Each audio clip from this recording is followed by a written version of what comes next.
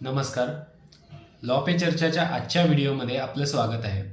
मित्रांनो, गेले काही दिवस सोशल मीडियावर एक पोस्ट व्हायरल होते की प्रोबेटची आता गरज नाही, प्रोबेट रद्द करण्यात आलेलं आहे.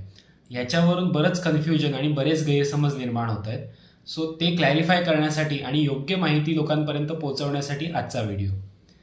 इंडियन सक्सेशन ॲक्ट 1925च्या सेक्शन 213 अंतर्गत आजपर्यंत कुठलंही मृत्यूपत्र जर असेल, मुंबई, कलकत्ता, मद्रास या ठिकाणी मयत झालेल्या व्यक्तीचं किंवा तिथे प्रॉपर्टी असलेल्या एखाद्या व्यक्तीचं, तर त्याच्यातल्या प्रॉपर्टीविषयी हक्क प्रस्थापित करण्यासाठी त्या बेनिफिशरीला कोर्टातनं प्रोबेट किंवा लेटर्स ऑफ ॲडमिनिस्ट्रेशन अर्थातच कोर्टाचं एक प्रमाणपत्र घेणं हे बंधनकारक होतं. आता त्यासाठी बराच वेळ आणि पैसा वाया जायचा.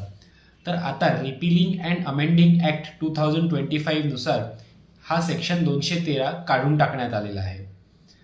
आता हे करण्यामागचा उद्देश असा, एकतर सक्सेशन ॲक्ट हा ब्रिटिशकालीन कायदा, त्यावेळी रिलिजन आणि ज्युरिस्डिक्शन म्हणजेच ठिकाण या दोन गोष्टींवरनं डिस्क्रिमिनेशन करून ही प्रोव्हिजन आणलेली होती.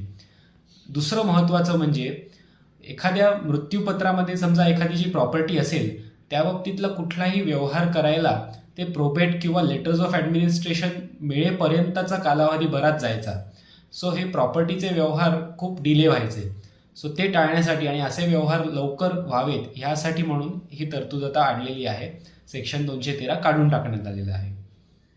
ह्याचा इफेक्ट असा की जर त्या मृत्यूपत्रामध्ये एक्झिक्युटर म्हणजेच व्यवस्थापक नेमलेला असेल तर तो व्यवस्थापक, किंवा जर नसेल तर त्या विलचे बेनिफिशरी म्हणजे ज्यांच्या नावे एखादी प्रॉपर्टी केली असेल असे लोक, ह्यांना त्या प्रॉपर्टीवरती हक्क प्रस्थापित करणं किंवा त्या एक्झिक्युटरला ती प्रॉपर्टी डिस्ट्रीब्यूट करणं हे जास्त सोपं झालेलं आहे आणि ते जास्त जलद प्रकारे करता येणार आहे कुठल्याही कोर्टाचं प्रमाणपत्र न घेता. दुसरं महत्त्वाचं म्हणजे जर अशा मयत व्यक्तीची ज्यांनी विल करून ठेवलेलं आहे त्याची स्थावर मालमत्ता पण आहे, पण त्याचबरोबर त्याच्या सिक्युरिटीजही आहे. सिक्युरिटीज म्हणजे काय, तर म्युच्युअल फंड्स, शेअर्स किंवा बँकेतल्या FDs अशा गोष्टी. तर ह्यासाठी जे सक्सेशन सर्टिफिकेट लागतं त्यात आजपर्यंत असं होतं की स्थावर मालमत्ता असेल तर तुम्हाला प्रोबेट किंवा लेटर्स ऑफ ॲडमिनिस्ट्रेशनच दाखल करावं लागायचं. मात्र आता सेक्शन 370 अमेंड करून म्हणजेच दुरुस्त करून त्यातली ही गरज काढून टाकलेली आहे. त्यामुळे आता जरी स्थावर मालमत्ता असली मृत्यूपत्रामध्ये तरी सुद्धा त्या सिक्युरिटीज पुरतं म्हणजेच शेअर्स किंवा FDs जर असतील तर त्यापुरतं थेट सक्सेशन सर्टिफिकेट घेणं हे सहज सोपं झालेलं आहे. असं जरी असलं तरी ह्या नव्या कायद्यामध्ये एक सेव्हिंग्ज क्लॉज आहे. म्हणजेच जर ऑलरेडी कोणी प्रोबेट किंवा लेटर्स ऑफ ॲडमिनिस्ट्रेशनसाठी पेटिशन दाखल केल्या असतील तर त्याला हे अप्लाय होणार नाही. अर्थातच हा कायदा प्रॉस्पेक्टिव्ह आहे, रेट्रोस्पेक्टिव्ह नाही.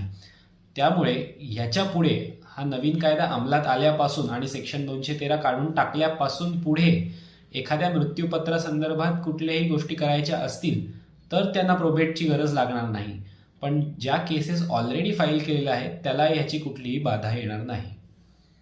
त्याचबरोबर समजा एखाद्या व्यक्तीने मृत्यूपत्र नसेल केलं आणि त्याच्या प्रॉपर्टी संदर्भात कुठलेही निर्णय घ्यायचे असतील किंवा त्याच्या वारसांना त्या प्रॉपर्टीमध्ये हक्क प्रस्थापित करायचा असेल आणि कायद्यानुसार जर लेटर्स ऑफ ॲडमिनिस्ट्रेशन हे बंधनकारक असेल तर ते तसंच राहील. अशी ही प्रोबेट किंवा लेटर्स ऑफ ॲडमिनिस्ट्रेशनची वेळखाऊ आणि खर्चिक प्रक्रिया टाळण्यासाठी हा कायद्यातला बदल जरी खूप चांगला असला तरी त्याच्यातून एक शक्यता अशी निर्माण झाली आहे की एखादी व्यक्ती त्याच्या वडिलांचं किंवा आईचं खोटं मृत्यूपत्र तयार करून किंवा त्यांची जबरदस्तीने सही करून अशा मृत्यूपत्राच्या आधारे इतर वारसांच्या अपरोक्ष स्वतःचं नाव त्या प्रॉपर्टीवरती चढवू शकेल. आता हे टाळण्यासाठी पूर्वी म्हणजे आत्तापर्यंत जेव्हा प्रोबेटची प्रक्रिया होती तर प्रोबेटच्या प्रक्रियेमध्ये इतर वारसांना सायटेशन अर्थातच कोर्टाची नोटीस जायची. ती कोर्टाची नोटीस गेल्यावर इतर वारसांना संधी मिळायची त्या मृत्यूपत्राची वैधता म्हणजेच व्हॅलिडिटी चॅलेंज करण्याची.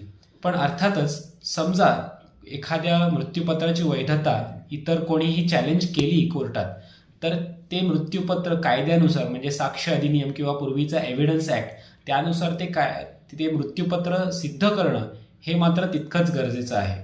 तर आता हा कायदा अंमलात आलेला असल्यामुळे ह्याच्या पुढे तुमच्यापैकी कोणालाही जर मृत्यूपत्र करून ठेवायची इच्छा असेल तर एक मात्र नक्की करा, जरी रजिस्ट्रेशन ॲक्ट म्हणजे नोंदणीच्या कायद्यानुसार मृत्यूपत्र रजिस्टर करणं हे अनिवार्य नसलं तरीसुद्धा असं तुमचं मृत्यूपत्र हे नक्की रजिस्टर करून घ्या, जेणेकरून पुढे त्याच्यावरनं वाद हे टळतील. आणि दुसरं म्हणजे मृत्यूपत्र करताना त्याच्यामध्ये एखादा एक्झिक्युटर म्हणजेच व्यवस्थापक नेमा, जो तुमच्या विश्वासातला कोणीतरी असेल, जेणेकरून तुमच्यानंतर तुमच्या त्या प्रॉपर्टीचं डिस्ट्रीब्युशन करणं, सगळ्या वारसांमध्ये बेनिफिशरीजमध्ये त्याचं वाटप करणं हे त्या त्रयस्थ पण विश्वासू व्यक्तीकडनं होईल. तर कायद्यातल्या या नवीन बदलासंबंधीचा आजचा हा व्हिडिओ जास्तीत जास्त लोकांपर्यंत पोचवा, सो दॅट सगळ्यांना याबद्दलची योग्य माहिती मिळेल. आणि तुम्हाला हा व्हिडिओ जर आवडला असेल तर नक्की लाईक करा, शेअर करा आणि आमच्या चॅनलला सबस्क्राईब देखील करा. धन्यवाद.